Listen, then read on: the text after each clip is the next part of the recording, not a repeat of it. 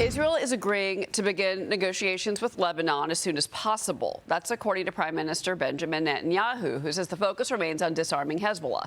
Now, the talks are expected to take place in Washington. Iranian officials are now threatening to end the ceasefire with the United States over Hezbollah not being included in the truce deal, which the U.S. said was never part of the deal to begin with. Vice President J.D. Vance is set to lead the U.S. negotiating team in Pakistan tomorrow for peace talks with Iranian leadership. Meanwhile, the Department of Homeland Security remains closed. It is day 56 of that partial shutdown. House Republicans blocking a Democratic effort to limit American military action in Iran during a pro forma session that happened yesterday. House Minority Leader Hakeem Jeffries says Democrats are, quote, in active conversations with Republicans to get the votes needed to pass an Iran war powers resolution. Listen to this. We're in active conversations with Republicans to secure an additional handful of our Republican colleagues, which is all we will need to join House Democrats in stopping this reckless war of choice. We're prepared to force another vote upon our return to the House of Representatives, and for it to be successful, we only need a handful of Republicans, like Mike Lawler, Nicole Malliotakis, or others, to join House Democrats so we can end the madness now. So we reached out to both Congresswoman Nicole Malliotakis and Congressman Mike Lawler for comment on that. We have not yet received a response. I want to bring in Ohio Congressman Michael Rulli. Congressman, so Senate Minority Leader Chuck Schumer says the upper chamber is going to take up the measure next week when lawmakers come back from recess. Your thought, where are we right now with that? Well, that's not going to happen. The minority leader is completely wrong. The minority leader is pro-Ayatollah. Think about it. These guys are pro-Ayatollah, the worst government in the history of the earth. There won't be the votes. I don't see any cracks in our conference getting on board with Jeffries. So what do you make? I mean, you know, obviously this may not surprise you, but Senator John Fetterman said that he does not support going against the war powers of the president. He would not be joining his party. He's done that on several occasions.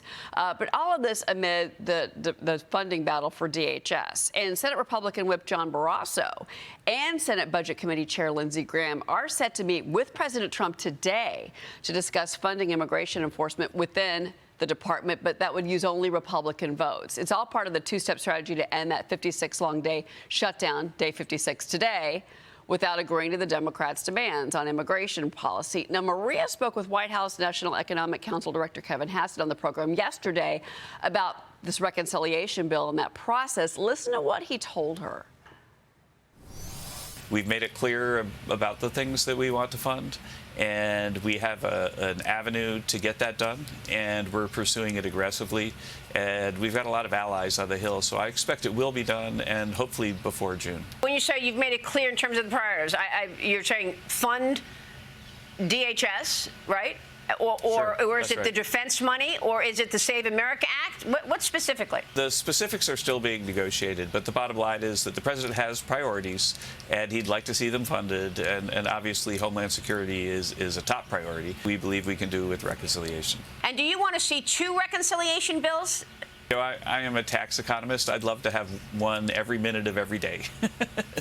But, you know, there is the option to do a second one in the fall, and I'm sure that, you know, we'll look very carefully at what we could do with that one and perhaps have a bigger reconciliation bill. DHS and CBP, meanwhile, reporting the lowest border encounters in recorded history for the first half of the fiscal year, reaching 11 consecutive months of zero migrant releases at the southern border. That is the power of the Department of Homeland Security and the work that they are doing, in particular with ICE, and that is what the American people asked for when they brought the Republicans and, of course, President Trump into power in the 2024 election. What do you make of his comments, though, about the reconciliation process, you know, this fast-track process to end this shutdown? I definitely would like to see 2 reconciliations. I think one right now in the fall would be great. The temperature that I'm hearing, and I've talked to a lot of the members, is that we're going to get this done this week. Tuesday, we're going to hit the ground running. We will definitely fund DHS. We have to really put our heads together. We have to do the hard work, go through all the details, and see how that looks. If we could get it done by the end of the week, I think we could get everything open. Reconciliation is going to happen now. What do you specifically mean by get it done? What does that look like?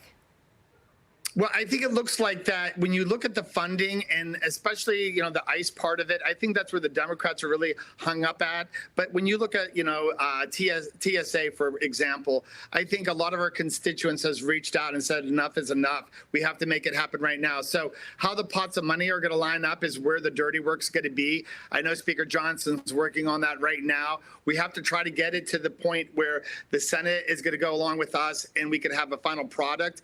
The sensitivity is always going to be in the ICE and how that looks.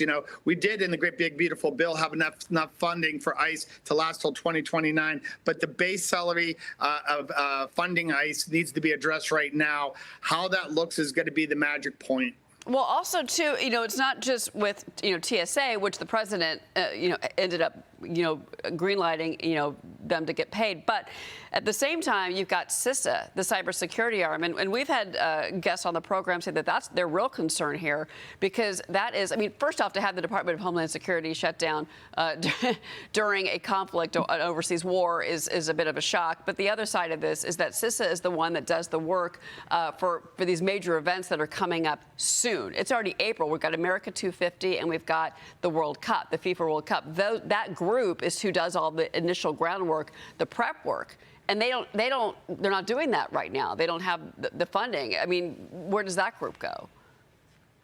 Well, I think even the moderate Democrats, I don't want to throw all the names out, but there's 4 or 5 moderate Democrats that I am actually friends with, and they brought up this subject in particular, and they are concerned. I think the World Cup in particular and the 250 is a point where we are going to have so many people in the world, in America. We have to make sure that security is the top of the list. And if these Democrats get on board, we could really surgically implement these into this funding, into this DH funding. That's like what you said. How does it look? It looks like there's going to be a lot of details worked out this week, and that's going to be really at the top of the list. Congressman Michael Rulli, we're going to be watching all of it today, and we know that everyone's coming back next week as well. So we're looking forward to that. Thank you, sir.